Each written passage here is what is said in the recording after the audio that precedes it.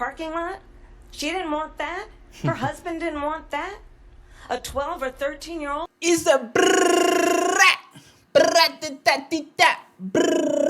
welcome my people, welcome my beautiful people to Afro Facts. If you're here for the first time, you know what to do.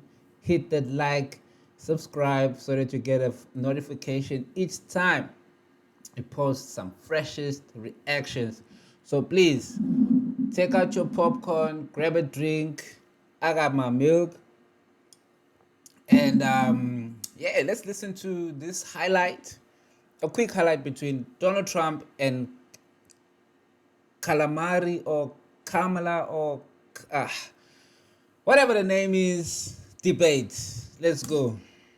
She doesn't have a plan. She copied Biden's plan, and it's like 4 sentences, like run, spot, run.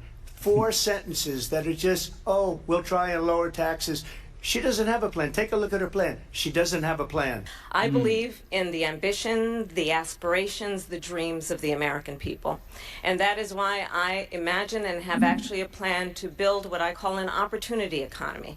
Because here's the thing. We know that we have a shortage of homes and housing. And the cost of housing is too expensive for far too many people.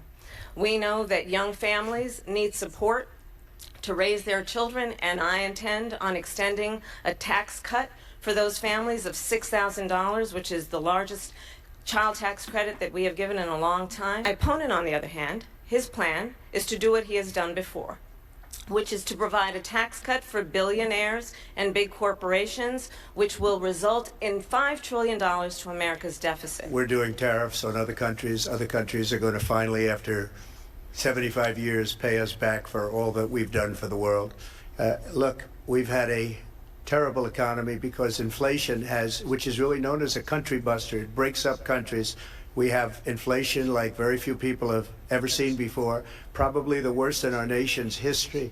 We were at 21%, but that's being generous because many things are 50, 60, 70, and 80% higher than they were just a few years ago. They have, and she has, destroyed our country with policy that's insane. Almost policy that you'd say they have to hate our country. First of all, they bought their chips from Taiwan. We hardly make chips anymore because of philosophies like they have and policies like they have. I don't say her because she has no policy. Everything that she believed 3 years ago and 4 years ago is out the window. She's going to my philosophy now. In fact, I was going to send her a MAGA hat. She's gone to my philosophy. But if she ever got elected, she'd change it. And it will be the end of our country. She's a Marxist. Everybody knows she's a Marxist. Her father's a Marxist professor in economics, and he taught her well.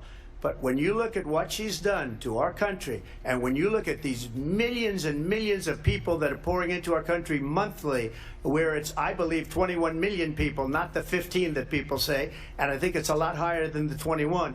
That's bigger than New York State pouring in. And just look at what they're doing to our country. They're criminals. Many of these people coming in are criminals.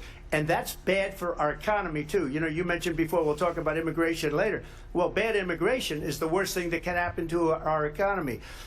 They have, and she has, destroyed our country with policy that's insane. Almost policy that you'd say they have to hate our country. Trump. Well, as I said, you're going to hear a bunch of lies, and that's not actually a surprising fact. Let's understand how we got here.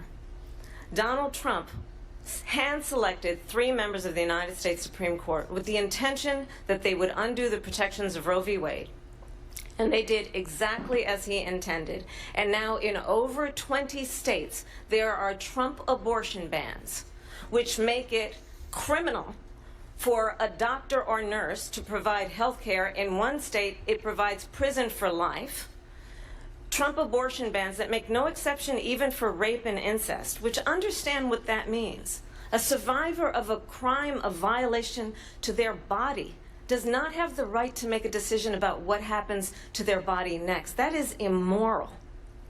And one does not have to abandon their faith or deeply held beliefs to agree. The government, and Donald Trump certainly, should not be telling a woman what to do with her body. I have talked with women around our country. You want to talk about this is what people wanted?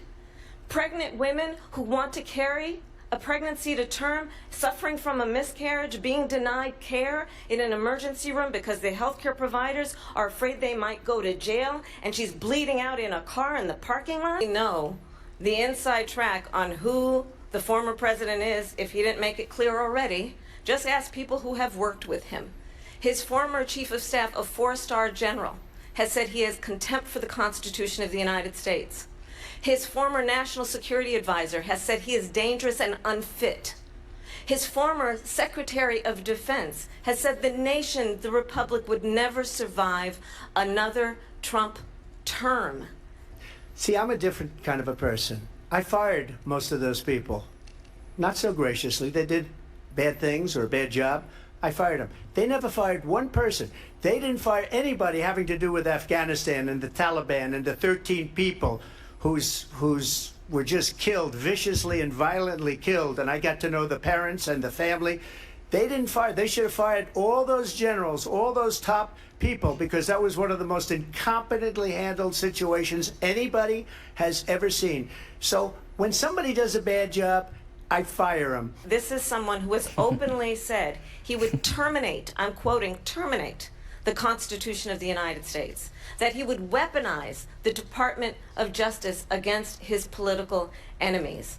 Someone who has openly expressed disdain for members of our military. Understand what it would mean if Donald Trump were back in the White House with no guardrails. I probably took a bullet to the head because of the things that they say about me. They talk about democracy. I'm a threat to democracy. They're the threat to democracy with a fake Russia investigation We do have a lot to that get- went nowhere. We have a Well, I think this is so rich, coming from someone who has been prosecuted for national security crimes, economic crimes, election interference, has been found liable for sexual assault, and his next big court appearance is in November at his own criminal sentencing. Look at what's going on in the Middle East.